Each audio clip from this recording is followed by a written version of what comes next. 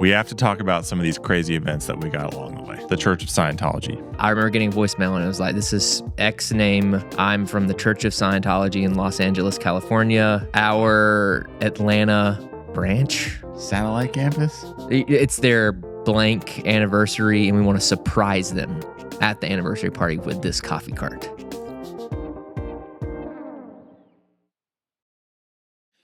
Coming at you live. Actually, we're not live. This is recorded, but coming at you live with a especially blessed and highly flavored episode of the Valor Coffee Podcast. My name is Ross Walters. I'm one of the founders of Valor Coffee, located here in sunny Alpharetta, Georgia. And we just had a hoot of a time recapping part 2 of the Valor story. Last episode, we talked about the early genesis of our company, which I hope you guys enjoyed it. I know we really did, and this time was no different. I want to tell you about a few things we got going on here. So Hayride is our fall blend. We have a blend, a seasonal blend that we do with each season of the year. And this year, it's absolutely wonderful. It's one of the sweetest coffees that I've had as of late. I'm getting a lot more of these lighter notes on it this year, which, you know, usually we're more in that like smoky category for Hayride, but I've been really enjoying it just because I feel like it really shows more sweetness in the cup. I haven't tried it on espresso yet. I'm about to do that because that sounds incredible, because I think it would be really great with milk. So go on our website, get you a box of Hayride, because it's not going to be here for long. That's what you're supposed to say in marketing, right? But it's true. Another thing we got going on is a sponsorship from our friends at Local Eyes. It's a good friend of ours, Kent and Zane, that are running an SEO, search engine optimization company. If you're running a business or you're starting a business, and especially those of you out there that are starting coffee carts, you have to have a way and a strategy to be discovered online, especially if you don't have a storefront. Like in our cafes, we have flyers for our cart that point people to our cart and they increase bookings. If you don't have a storefront, then you can't do that. And so what's your storefront? Your storefront is your Instagram, yeah, but it's definitely your website too. When someone Googles coffee catering in Nebraska, any Nebraska homies out there, you want your website to rank near the top so that people see your website first, or at least in the first page. Localize helps with that. And if you just use the code in the description of this video, or you go to Local Eyes, that's EYES growth, localeyesgrowth.com/valor, you get 50% off one-time services and 20% off monthly recurring services. We are personally using Localize for our website, and I was just reflecting on how our e-commerce numbers have gone up since we've started doing that, just by ranking higher when people search certain keywords. That's a lot more effective than just buying a Google ad. You're ranking organically. So I definitely want to point you to that. Without further ado, let's get into this show. Man, how wonderful to be on 3 hot mics together again. Can we just right off the bat? Right off the bat? Yeah. Right off the bat? I read it. I heard it as write-off, like tax write-off. We're not writing off any bats. Dude. Unless it's involved in your business. A team event. Yeah. Like go play like team softball. The thumbnail for this one's going to be like... like, we're sorry. Why have we been so inconsistent lately with posting, boys? What's been going on? Posting apps? Yeah. What do you mean? Dude, you know exactly what I mean. We've missed a couple weeks here and there. Let me tell you why. Why'd you ask? Do you remember? Do I remember why? Yeah. Pensacola. We also had a really crazy roast week. Roast week. That was the first one. Labor Day week. Yeah. And yeah, the boys had to get here early on Wednesday and roast because they needed every precious minute to be maxing out our 15 kilo roaster all day. Which, hey, praise God for that. Like, that's amazing that we're in that position. And then we were in Pensacola visiting the fine folk at Maker's Cafe, a wholesale partner. We did a bar takeover, which I would love to get your thoughts on just real quick before we jump into today's topic. How was that bar takeover for you guys? Riley, go ahead. Obviously, Riley, you were the most active on bar. Yeah, I mean, as far as the bar takeover itself, I felt the same way I did with Elijah's. I was pretty useless in terms of the bar takeover. However, I got to talk with people, and it was awesome. Yeah. Yeah. Well, I'd like to think we all sort of have our unique role in said bar takeover. It's not, we don't have to all do the same thing. So that doesn't mean you were useless. Yeah. It just means that you were different. Ethan, what did you think? It was a lot of fun, bro. It's kind of hard. Yeah. It's kind of like a really fun challenge. I think I was like really hyped up and looking forward to the Elliott one and the Makers. And I got back there and I was like, oh, this is a different bar, different people, different flow, different drinks. I was like, gotta put that's why we're all wearing our hats. We gotta put our thinking caps on for the takeover. We said in the group text, wear hats today. Yeah, wear hats today. Do you think that your parent-child space camp hat is your thinking hat? I mean, it's kind of a nerd hat because I'm like quirky nerd, like space camp. You're so quirky. Yeah. Zoe Deschanel. Anyways, yeah, it was. She's so quirky, dude. I know. I like this show called like New Girl. I don't know. It's like The Office. Yeah, I love witty banter. Dude, yeah, it was fun. It's like I don't know if people are mad that we're there. Like People meaning like the staff. Like yeah. I'm just like, hey. Because I would see how I could be mad if somebody else came into my space on a Saturday and was like, "This is my bar now." Yeah. I'm the captain now. You know, we went Captain Phillips on them. Yeah. But we didn't go Captain Phillips on them. We were like, Ross did such a pro move because the bar was pretty tight they had their full staff. And I was kind of like in there doing stuff, like fist pumping, like, woo, woo, woo. But Ross went on the other side of the bar. I was like, let's elevate this experience. I'll get on the other side. You guys hand me the drinks. I'll talk to people, run stuff. Really nice play, Ross. Really elevated the experience. And that kind of let me float between and help out, but let them cook at the same time. And, you know, if it ain't broke, don't fix it. So it's like, hey, guys, y'all are the professionals here. Yeah. Y'all cook. I'm just going to help and show you how to make our random seasonal drinks. What were our seasonal drinks? That was like the main thing that we sort of brought. Right. That was different from their normal. Right. We did a Sprojito. Right. Yeah. Which is Oh my gosh. Yep. Sprojito. I'm rusty, man. I'm rusty after these weeks. Sprojito, which was espresso, agave. No, not honey. Not honey, bro. I'm sorry. Agave, mint, and lime. It was awesome, as always. And we went with Polar for our sparkling water. Thank you, Polar. And it held up well. And then we did our Tokyo Drift, which smoked Gibraltar. Caleb was kind enough to buy more Gibraltars. That was clutch. Clutch move. And we used the Columbia Luna Azul black honey espresso. Yeah, bro. They have like a cool little seasonal espresso model. I don't know if I'm sure other people do it. Made me want to consider it. They have like 2 espresso grinders, and if anything's cappuccino or smaller, they'll use like their fun seasonal coffee. Right. And so we brought one of our current red boxes, the black honey Columbia Luna Azul. It's crazy, bro. Yeah. It really reminds me of the drink from Ticonderoga Club, the Ever Ready. Mm-hmm. It's like blackberry, mezcal-y, really fun. So use that coffee, which was crazy. Smoked glass, orange blossom, grated nutmeg, expressed orange peel. It's just like how can you gussy up a cortado as much as possible? Smoke the glass, express the orange peel, put the syrup in. Yeah. Nutmeg. It was a great time. And, you know, if you are listening to this and you're interested in us coming to your bar, taking it over and ruining everything, then just send us a message, info@valor.coffee. Any other reflections from the trip? I mean, I know we kind of already talked about it, but I really enjoyed just getting lunch with Caleb, the owner of Makers, afterwards. Yeah, that was sweet. And Kent was there.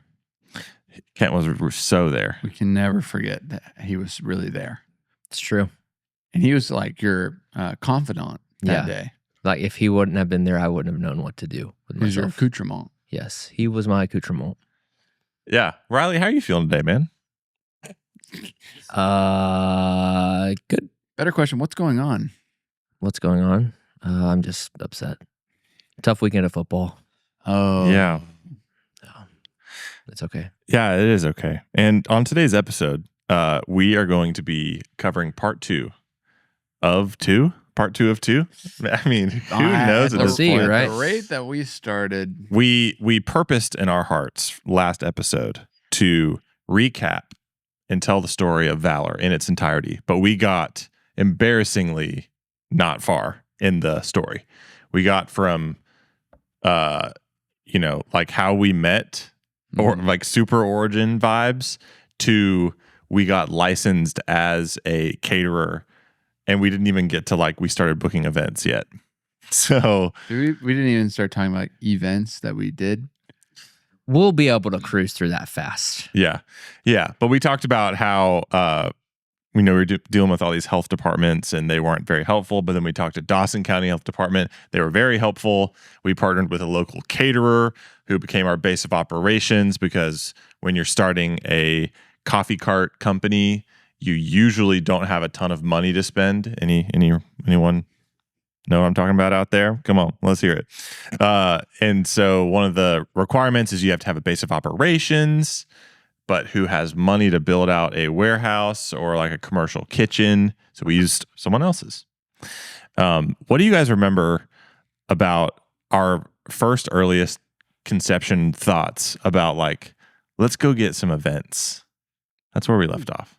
If I remember correctly, we've had many meetings at your apartment dining room table. Yeah.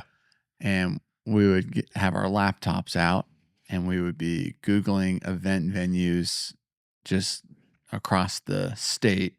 And we'd be making lists of all these places. And I think we would divvy up who would call. Yeah. And be like, hey, we have coffee. Mm-hmm. Just want to put us on your radar. If you have anybody getting married or an event that you want coffee at, we can be that for you. And I don't know if that yielded a single event. Candidly, I don't know if you guys can think of one. Calling wedding venues. I don't think so. I don't think it. I honestly think that events. scarred me from the concept of cold outreach. Yeah. Same. Huh. You're still carrying that? Maybe not anymore, but Let me tell you why it scarred me. Because in 2016, 2017, there were no coffee carts. Compared to now, there were none. I mean, there was like 2 in the state of Georgia that we knew about, and not that many like nationwide. It certainly wasn't this prevalent theme that it's beginning to become. And so I wasn't even like confident in what we had to offer in the first place. So calling random grown-ups as a 19, 20-year-old who like doesn't really know exactly what his business is was just like, But darn it, he has one. yeah, You know. it exists. We have a name. But yeah, I mean, that was why it was so difficult for me, because I just didn't even know what the heck we were doing. And so now that's why I'm more confident talking to new people, because I know what we're doing. Mm-hmm. Gosh. Yeah, not knowing what you're doing. I feel like we had a lot of conversations about pricing structure as well. And so even if it got to the point of like, how much does it cost to have you at the wedding? We're like, It's based on a lot of variables. and we were so insecure about our pricing as Yeah. well. It's like we felt bad for charging. I mean, our first couple weddings, we were probably charging like $600. I was going to say, yeah, 6. And we felt really not confident about that. Because I think even like friends had reached out to us. But how old were our friends at that time? Like that were getting married. They were like younger side getting married, so broke. Yep. Mhm. And so when we were like $400, they're like, oh no, we can't put that into the budget. I know. So then we were just like, dang, okay. wrong target market. Yeah. But that was some of our first events were weddings, right? I'm trying to think. Yeah, I think one of our first weddings was. We don't have to name drop her. It was at Juliet Chapel. Yes, me and you. Yes, and we did it on our table. Right. This was so October, November, right? Around that time. Yeah. And that wedding, I was just talking to somebody about this who's opening a cafe, and I think we've said it before on the program, but as much as you think about your business and you try to, analyze every detail before you have it open, and you're like, okay, this is what it's going to be like to work behind the bar. This is our bar flow. You even practice, when no customers are there. There's nothing that is more just like absolutely squeezing and exposing you like having your first big rush. There's 5 holes in the ship that just instantly appear, and water starts pouring in. Whenever you get a huge line of people, there's oh yeah, there's 6 or 7 or 10 things we haven't thought about. And this is breaking. That needs to be bigger. That needs to be smaller. That needs to be more medium. And, all of a sudden you've got all this stress. And then you're like, okay, what do we do? And that is exactly what happened with that first wedding, where this, and even just when you go through an experience like that where it doesn't go well, you're like, okay, these are the questions we need to start asking before next event. One of them being, where are we at in the flow of the wedding and what's happening? And is there booze, or is this a dry wedding? And what happened was we were in this little courtyard. Oh yeah, there's the picture. We were in this little courtyard, and the reception let out, and I think it was probably 100 person. You can't fit that many people in that place. 70 to 100 people. Yeah. And it was just one long line of 70 to 100 people right in front of, it wasn't even our cart, it was our table. And we didn't have batch brew, right? It was just espresso at that time. I don't know how we could have done batch brew. Yeah, no, we might have brewed at Nido or something. Yeah. But I think the main thing I remember from that first event was how windy it was. And, we did have our aprons on, so that really helped shield some of the wind, warmth wise. But we had sticky notes as our method of keeping track of orders, the names, the drinks, etc. And turns out the sticky notes were not sticky enough, and they were just flying everywhere. And you and I were just staying behind the cart with a line of sticky notes. And as they started to fly away, there's that inevitable feeling of I'm losing control. And I don't know. Control. Yeah. Control was lost. I don't know how we're going to get out of this. Anyone seen Control? The only thing we can do is just keep going. Yeah. Yeah. What do you remember about that? Exactly what you just said. I remember a very upset grandparent. Yeah. About waiting for their drink, and just making drinks way out of order because of this. Then we have never done sticky notes at an event since. Every time I look at a sticky note, I'm just like, ugh. Yeah, triggered. But I also remember we left that event, and the bride and groom were it was amazing. Everyone said it was amazing. Still regulars at the cafes. I don't know if they live around, but sure. No, I saw her the other day. I don't know if she's a regular, but at least for a while, yeah. Regular at the cafes, and then we booked other events because of recommendation from that. Yeah. So made something out of a hard time. Before that, we did this event at a law firm, or a closing attorney in Buckhead. And I'm like, how did we get that? Just a random SEO lead. Yeah. Much more on that later. Yeah, I literally think it was because we just had our website up, and they scrolled and found us, and we did that event. Took the foldable table up to the 20th floor. Oh goodness. I felt like a big shot up there, up in the skyline. I was smooth. With our little business. We'll put a little spin on it. We never talked about how we picked the name Valor. I think we should talk about that, even though it's not our most favorite topic of all time. Awesome. Talk about it. Yeah, go ahead. I wasn't there. Well, first of all, Riley, do you remember any? That post is hilarious. Do you remember any other names that we almost picked? No. Because I don't think there were any. I mean, I don't think there were any other almost. It was just like scrolling, Like being like, I think we were no. like That one, no, yeah. So we were, if you remember from last episode, we worked at this coffee shop that we were like the try hard baristas at, and they sent us to Counterculture in Asheville, the Mecca, right? To get trained by the team there. And by the way, that was an amazing training.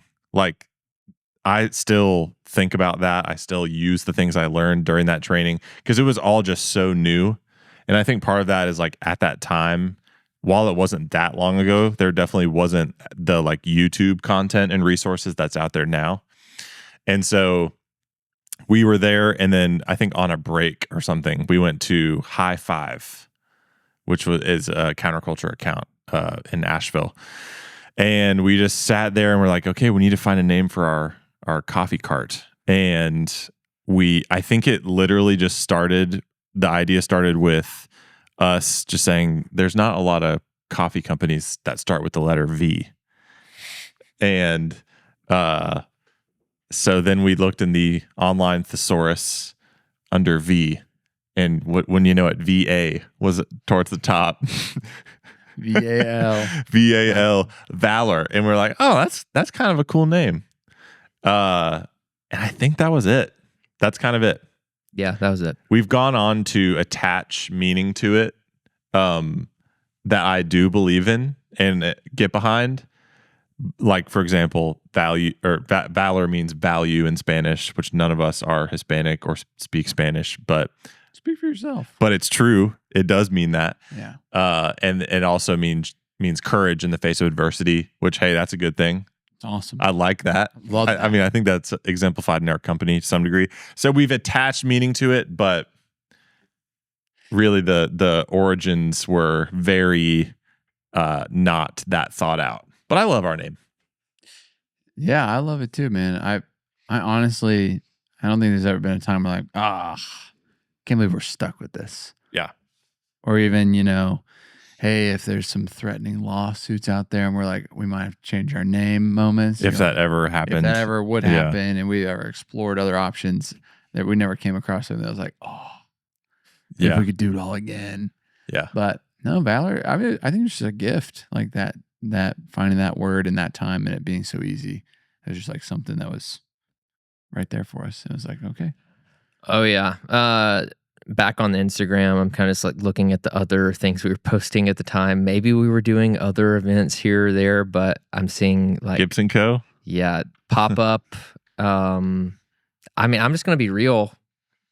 Those are all basically every pop up we've ever done, except for like the Georgia Tech Farmers Market, which we'll get to in a second. Like they've all been busts. Mm-hmm. Yes. Every single pop up ever. On transactional pop up. Yeah, on the revenue side, they have the connections you make at a pop up. Oh yeah, are totally important though, and those can feed into future cafe opportunities, which we'll get to later, and they can also feed into other private events, which that has happened. Yeah, so there's that. I'm seeing. Okay, we'll put this picture up, but we took our cart to. First of all, we painted our cart because it used to be black. Yes, and like black and gold. We went through our first brand refresh where we became more fun. The first of many. Thanks to Ethan. Yeah. Ethan breathed fresh life into our brand. Ethan's a little fun. I always wore those shirts that were like real men wear pink. And I was like, are we real men or what? Yes. It's time. Yeah. So we take our cart to this parking garage in Gainesville, Georgia.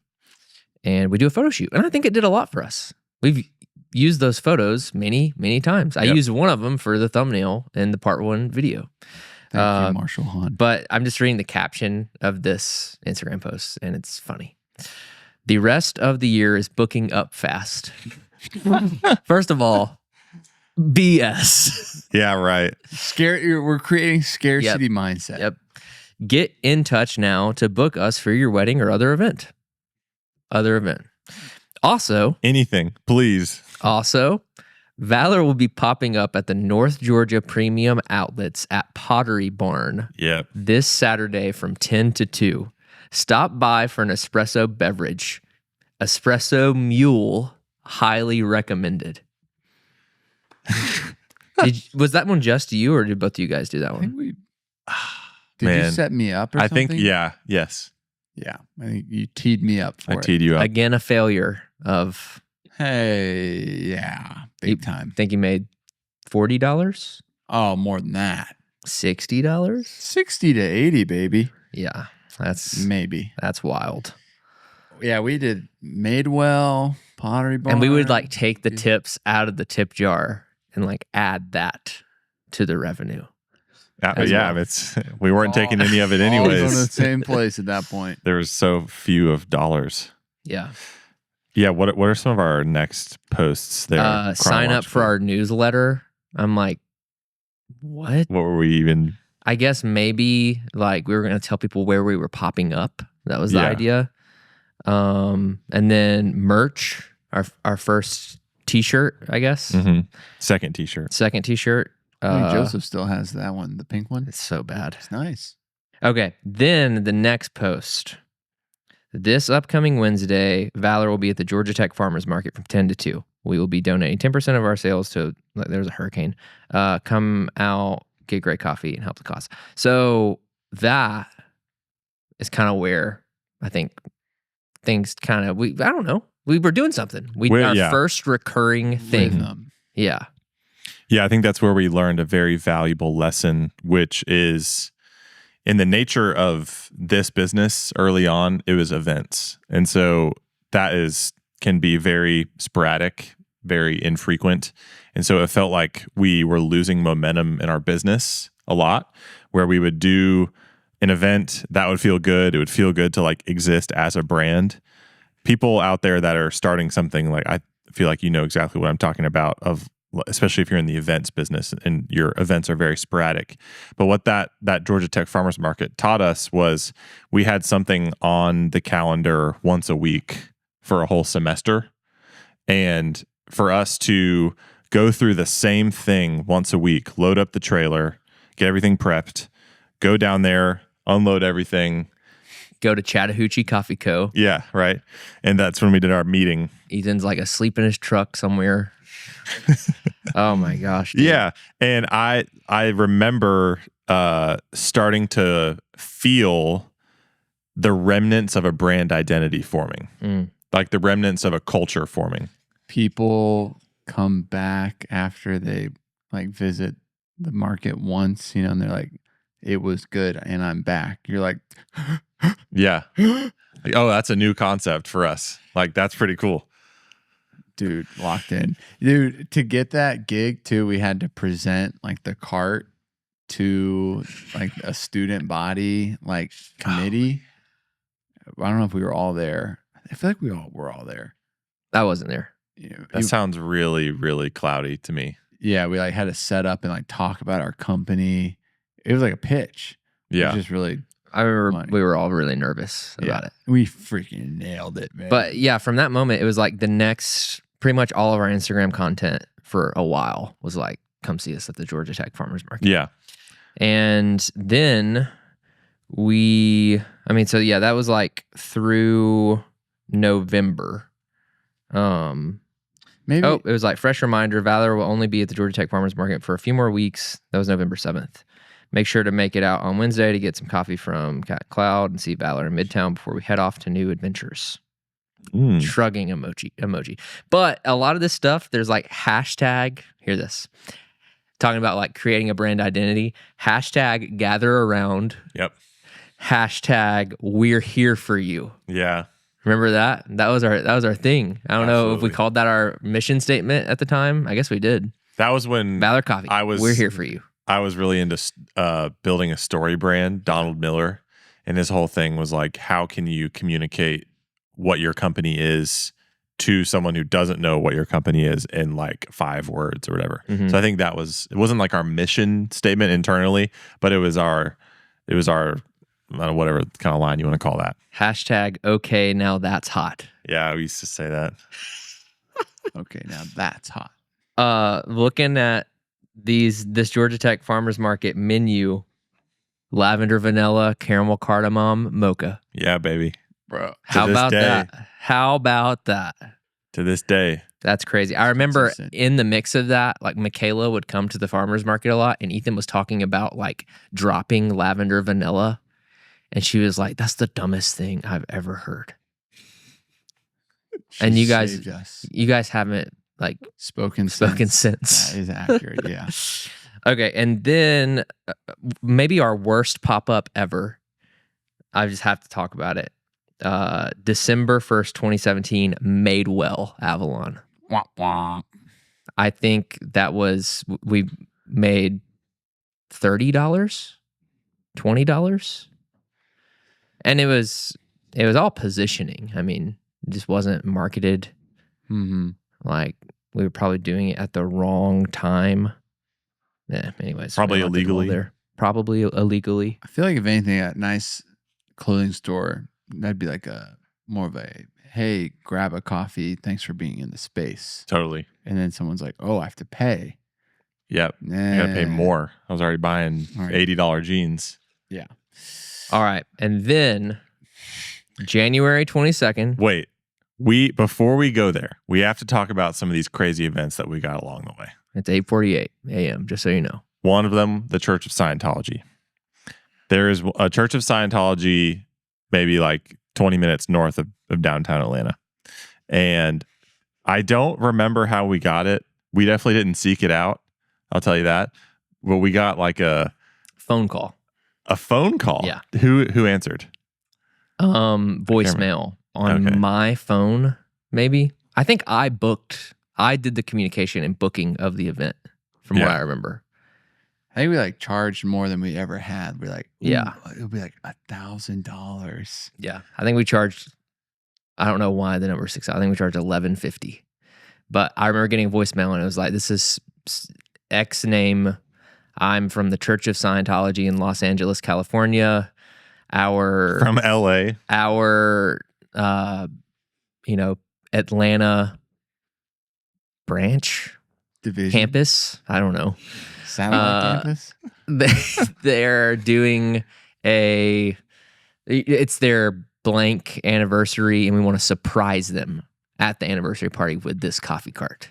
It was a surprise? Yes. Wow. Mm-hmm. Yeah. We wore ties. Yeah. Button ups and ties and aprons. Had to, Yeah. right? It was the dress code. Yeah, dress code.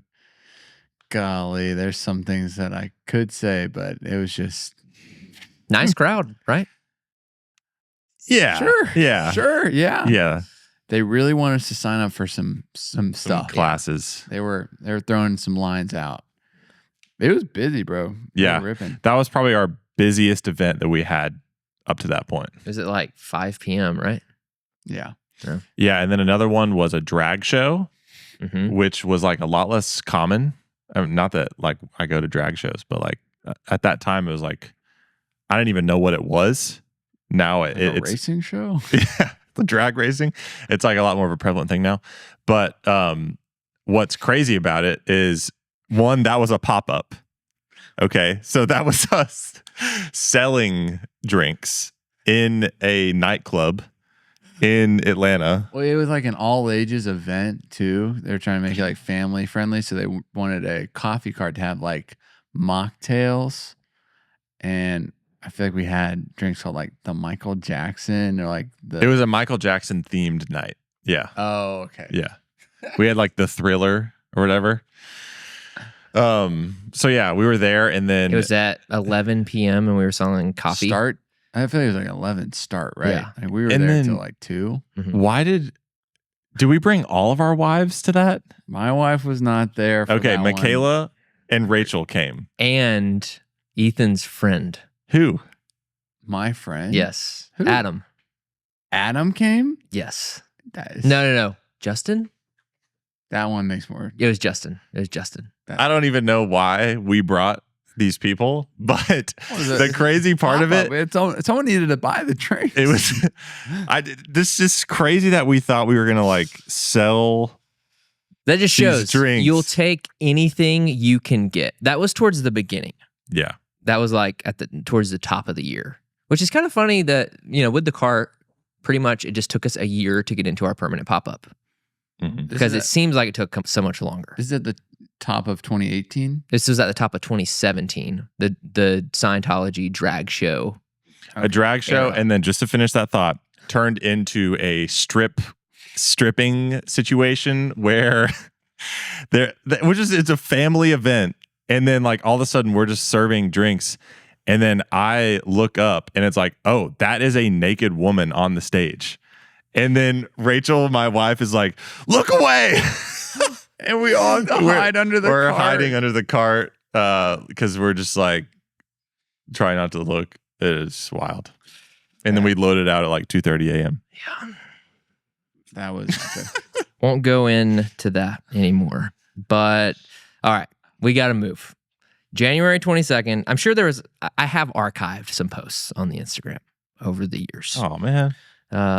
But January 22nd, we announce Valor Coffee is open to the public every Monday through Saturday, 7 a.m. to 4 p.m. at 44 Milton Avenue in Alpharetta, a.k.a. Thrive Co-working.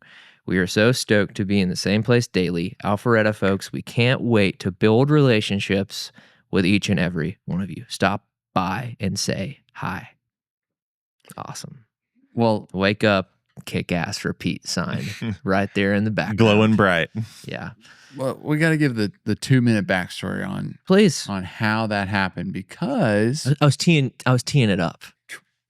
Yeah. We were doing one of our pop-ups, random pop-ups, doing a trunk or treat in like the neighborhood attached to the coffee shop me and Ross worked at. And we brought our cart out and we were making hot chocolates for kids. And one of the regulars of the coffee shop was with his family and came by and got hot chocolates for the kids and was like, this is the cart that you guys were working on? Like, yeah.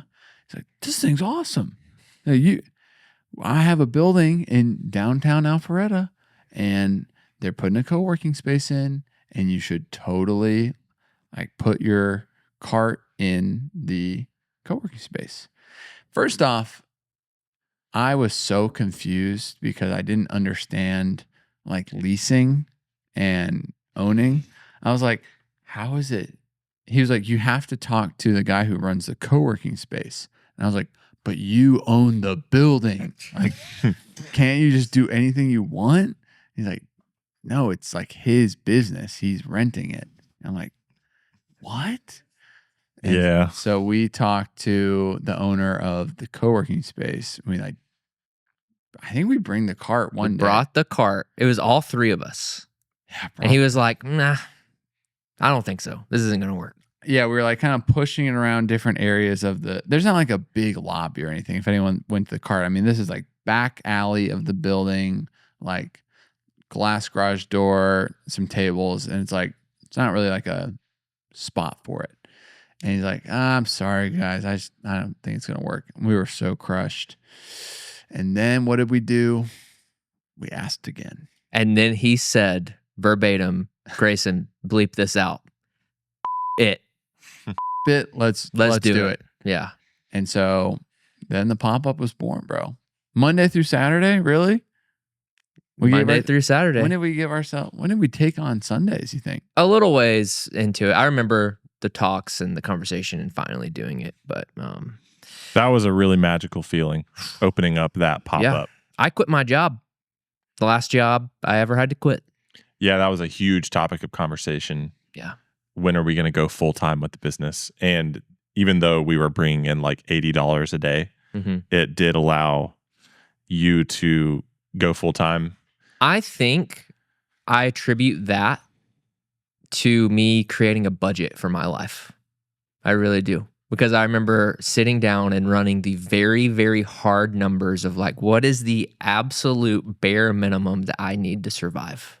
Yep. And I figured out those numbers and I was like, all right, that's what I'll make. I've got to do this. And then we all did that. Yep. Because and we looked at how much money our wives are bringing in, and it was all, so we all made different amounts of money for an embarrassingly long amount of time. Yeah. Until eventually, I think our lawyer was like, guys, like, you can probably stop that now. Like, you probably don't have to make different amounts of money. Yeah. Oh, yeah. That's when we were like drafting up an operating agreement, too. Yep. Did we ever press into and finish the conversation about you and equity? I feel like you did a little spiel on it of just like, I had no equity. We probably worked for a year doing nothing, and then you came across sweat equity. It wasn't a year. Hey, you tell the story then. I don't know the timeline. I don't know. I think by the end of 2016, like around the time we were getting married, you had equity in the company, 15%. And then at our first owners retreat in Chattanooga, you were like, boldly, we're like, hey guys, I want more equity in the company. And we were like, okay, we'll give you 30% and we'll have 35 apiece. Founder's fee. Yeah. Oh, that's right. And then one time me and Ross were picking you up from your house and we were just like, we don't care. We'll just be 33. And then we were like, hey dude, it's 33 now. Feels like playground. Like you're my best friend, but you're my best buddy, and you have the cooler house, so yeah. So in Thrive, I mean, first few days there, okay, we had to paint our cart. We'll start there. Yeah. Oh my gosh. Ramon, we're gonna get you for that. Ramon made us paint our cart to blend in, which I get it. We could have kept the pink stripe. That was such a big part of our identity. The pink stripe. And we should have been like, no, we're keeping the pink stripe. And he would have just been like, okay. Or he would have just been like, I'm not charging you rent, so paint the stripe. Yeah, that's a big thing. We were not charged rent to be there for a while. Yeah. And then we started paying $1,000 a month. We probably started depreciating their space pretty good. Yeah, well, there's not a lot, but a lot more than would have been traffic coming through their space. Yeah, so no rent, had to paint the cart. And then one thing was that, it's not even there for them anymore. It's not even in their branding. There's this sign behind us that was just there from before that said, wake up, kick ass, repeat. And we hated it. Oh my gosh. And it became a part of our brand. Yeah. And there's just nothing we could do about it. Well, I don't think we ever asked. I was going to say, like, there probably is something, like, we could have just said, like, hey, is there any way we could move that sign? Mm-hmm. Like, it's a great sign, just not for us. He probably would have said yes. Yeah. Yeah. So to kind of describe the space, in a co-working space, in a corner, there were shelves behind us that were already there. And so we just kind of like stacked up our merch and our coffee bags and teas on these shelves. There's a garage door, and we would open it when the weather was nice, and there was just like co-working style seating. A patio outside that when we started was under construction.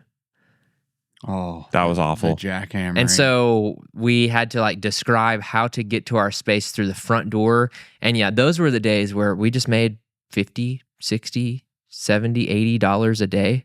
You could look in our square and see. Yeah. And it was just us in there, mainly like me most of the time, because Ross still worked at Nido. And Ethan got a job at...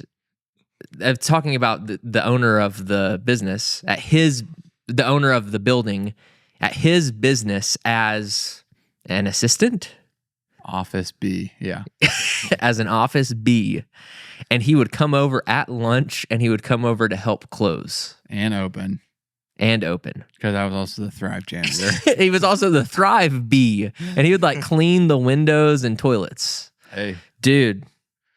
Gotta get the bag, man. Insane. that was Respect. Insane. That was a ride. Yeah. And then we would like close, but then like meet after to like talk about the company. That's when we were on our trajectory of building out vision, mission as a company, who we are, our core values, what we wanted to do. Because Alpharetta was this like borderline lame pit stop, I think, in our minds. We're like, we got to get to Atlanta. We got to get to open our shop in Atlanta, like Pond City Market, baby. And so we just had, I feel like we had our eyes set on that for so long. But those were some, and we started roasting. Yeah. Opening day of the pop-up, I think it was January 22nd, 2018. And then we started roasting July 4th, 2018. Yeah. We'll press in there for a minute. I do want to pit stop on something that we did before that really quickly. Values Monday. I was about to bring that up. I think, how do we form that? I mean, listening to the Cat and Cloud podcast, but I would say that did a ton for us connecting with our small audience at that time. Yes, we had, I think it was 5 values, and we stole them from Arthur Blank Family of Businesses, like AKA Falcons, because my mom used to work there at the time. And they're also really big on customer service, employee culture, hospitality, excellence. Like they're about like the same things that we're about for the most part.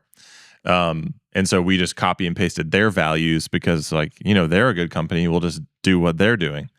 And we would get on to our Instagram stories every Monday.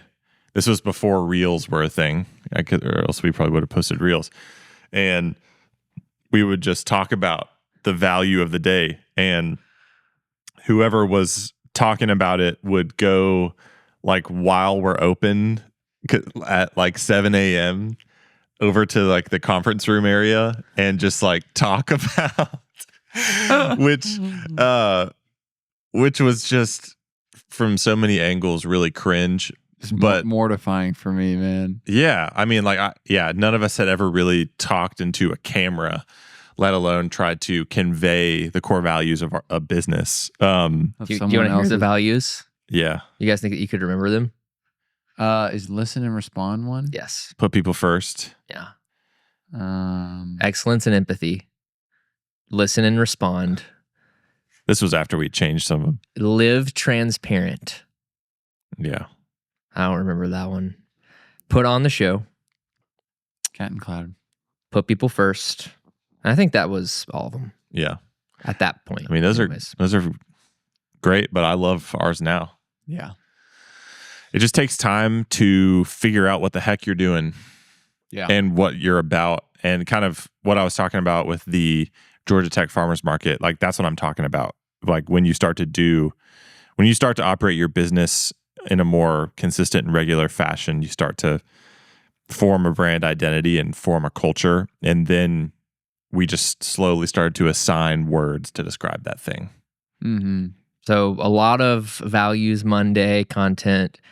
A funny thing about the pop-up, before we get into roasting real quick, we would sometimes close the pop-up and go do weddings still. You guys remember that? Yeah. We really tried not to do it unless the wedding or whatever was paid a lot of money, because we really valued the pop-up, which I think was wise, even though it like grossed less in revenue. We really just wanted a cafe.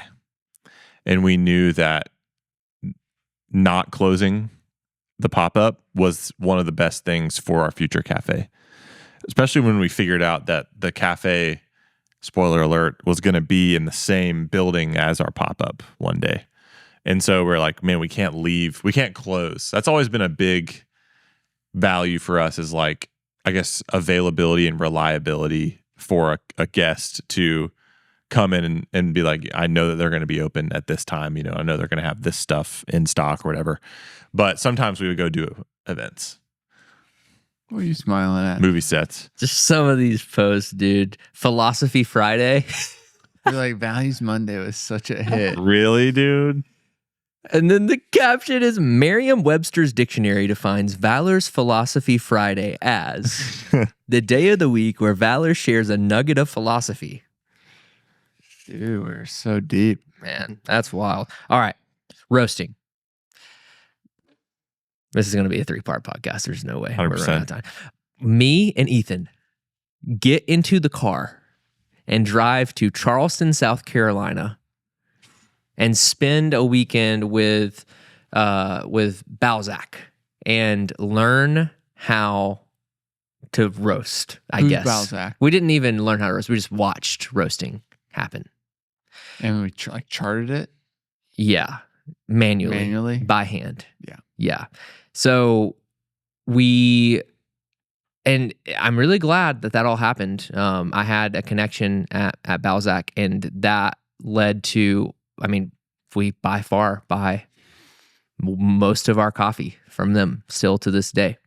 And that shows just treating people well. Some guys who were not going to sell any coffee, who weren't going to push any volume. We went out there and they treated us great, and we learned how to roast. On the way back, we swing by Methodical. Was it the same trip, right? Same trip. Dude, no way. 100%. That was like the first time, but we went back. You may have gone back. I only remember going once. Are you sure?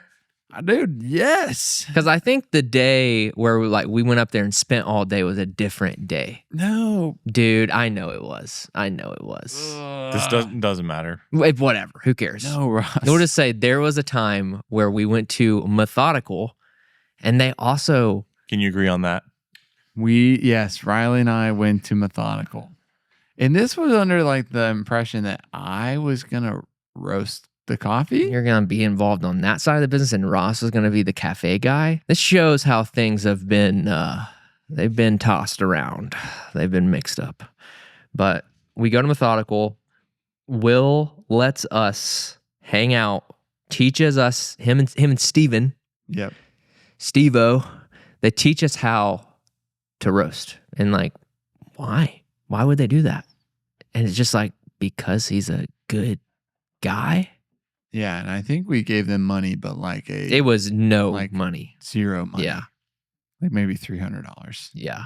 And he also bought our lunch. Yeah, bro. They were we just helped package. We got to stand by the roaster, and they really talked about it for a while. Mm-hmm. We got to see everything. I remember we manually charted roasts there as well. And those were the notes we used to create our profiles for our coffees initially. And so we come back and we get connected with Firelight Coffee. How did we get connected with Firelight? I don't know. I have no idea. I think maybe how Brash? it happened was that, somehow Brash was toll roasting there or something. I don't know the specifics. Who knows if they want people to know that, but That was then, Ross. That was 6 years ago. Whatever. I don't care. So we get connected. We knew that piece of information, and then we get in touch with them, and I think that it just worked out. Yeah. So it might not have been this way. No, initially, I was going there on Saturdays at 6 p.m. to roast or something like that. And It's a small roaster too. yes, on a maybe 5-7 kilo roaster. Yeah. They've since, I think, moved facilities, upgraded their roaster and everything. But again, we weren't paying them that much money. And if anything, it was just they just threw us a bone and helped us get started. So we were there. Eventually, I think we moved to Mondays at 6 or 7 p.m. Because they had a cafe there, so we'd have to go do it basically after they closed.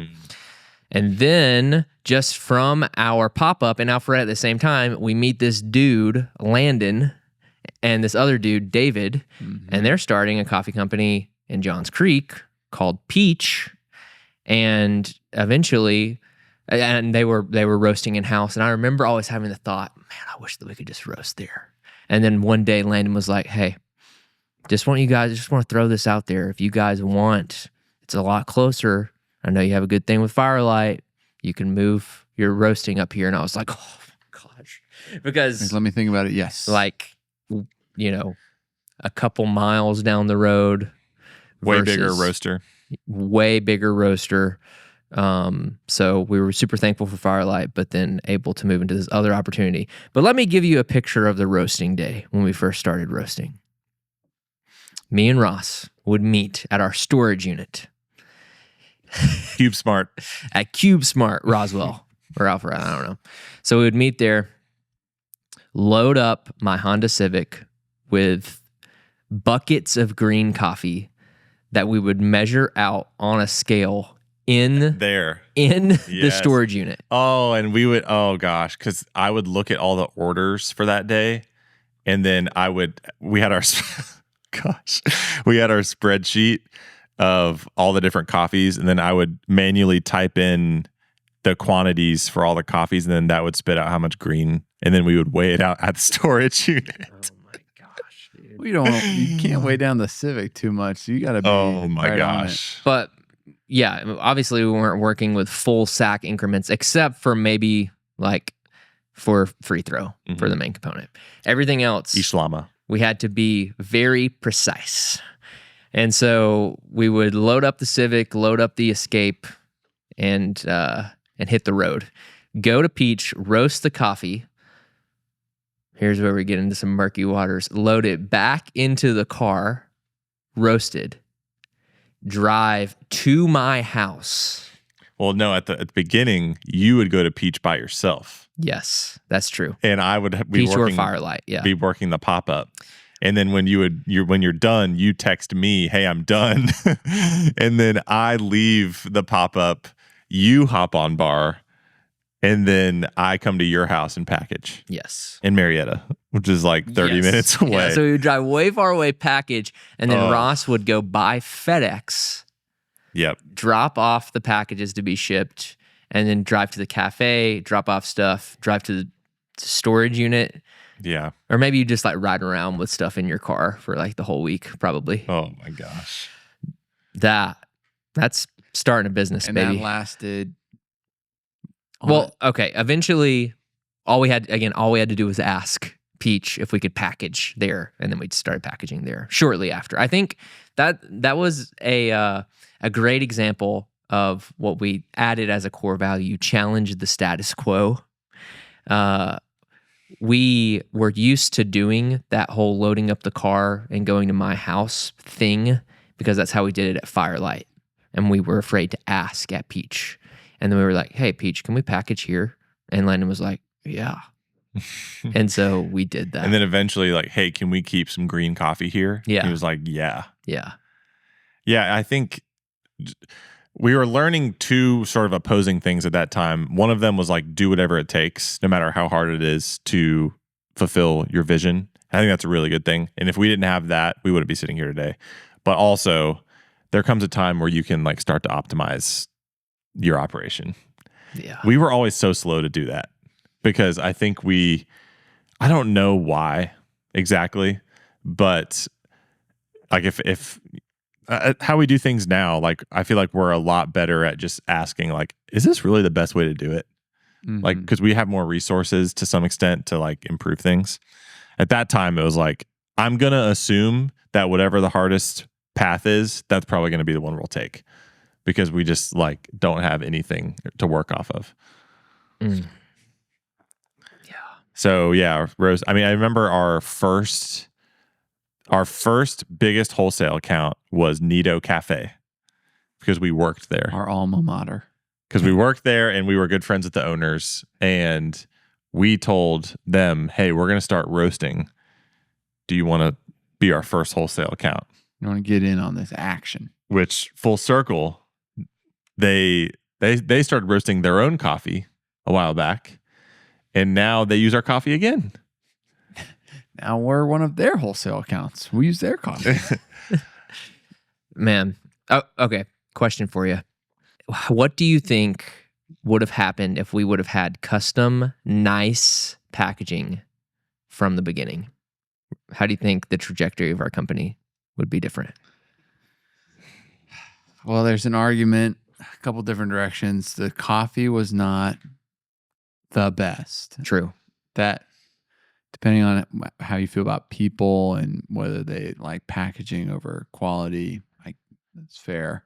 But I mean, I can think of some coffees that we have where that were just like Dank. mid. But I mean, still like whatever. I don't know, man. I mean, we moved to the custom bags by the cafe, right? We had like the cafe was when we launched custom bags. Yeah. and not like a ton changed wholesale wise or like e-com. So I'd say personally not much, unless they were like insanely cool somehow. If we've for some reason learned how to make something cool. Because that was us trying as hard as we could to make something cool. Yes. Because we made the jump to custom bags. And that was it. Yeah. That we did it. Right? It was just like didn't look that good. Yeah. Anyways, sorry to get us off track there. But, and I mean, yeah, from that moment, we're just, if I'm again looking at our Instagram, it's like we're pushing our own coffee, we're pushing our own merch, kind of have some of this stuff going on. And then we start trying to pick up wholesale accounts. We do a public cupping photo shoot. You guys remember that? Oh, yeah. Mallory Chow, she was there. Yeah, here's the picture of Mallory. That's made its rounds. Yeah. Cupping. Yeah, and we're just doing our thing. And, this can be where we end and go to the next third and final part, maybe. So much more has happened, which is funny. Yeah. And we then we have this regular. Again, another this opportunity. A regular at our cart was a guy in an office up front. And he was just kind of at his office, but then never at his office anymore. He'd be there like, once a week? Something like that, yeah. And we're like, dude, nice office. Because his office is like in the co-working space, but separate. It's not a part of the co-working space. Facing the street. Because he was a building owner as well. He was part owner.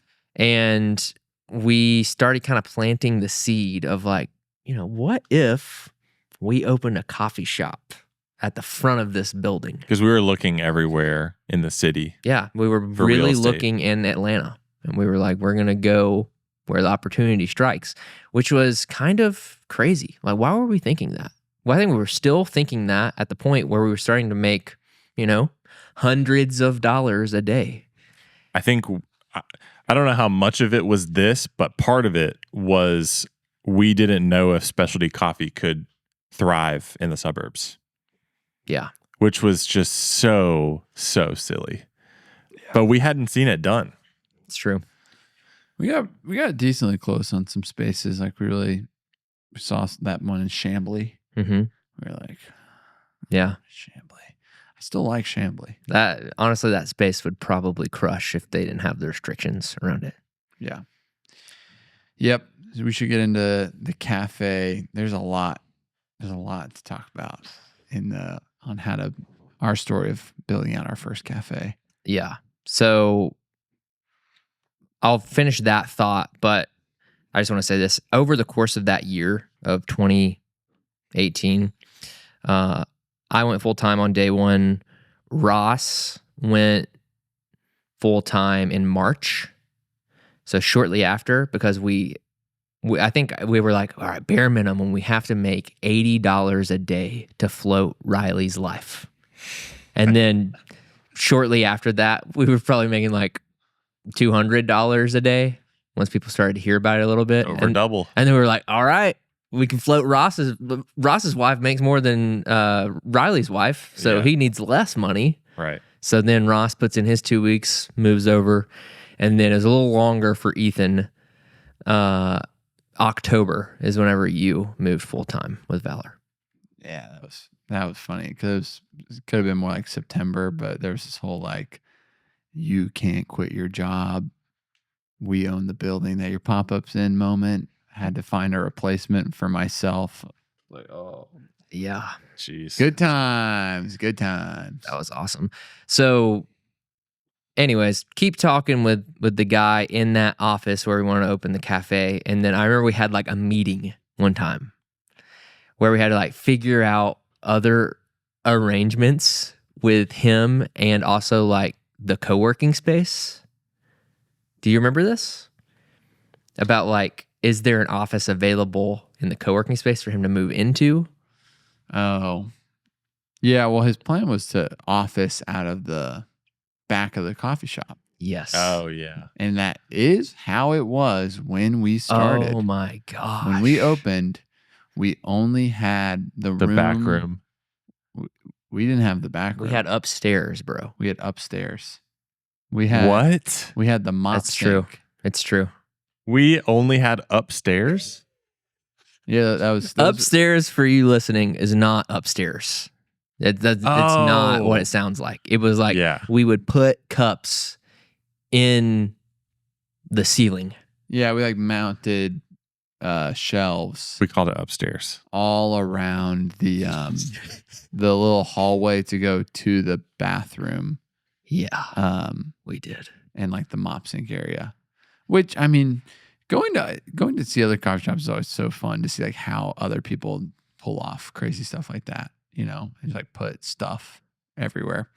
So I'm sure it wasn't like that wild, but yeah, to think that we've grown into a full back room and an office, and we're probably like, this place is tiny, you know, but to Yeah. think that we pulled it off with even less. We were crazy. And it was probably just so loud for him in that office. I think he worked like maybe 3 days. Yeah. And I was like, was the worst idea ever. But it was too late. We were in, lease was signed. I know.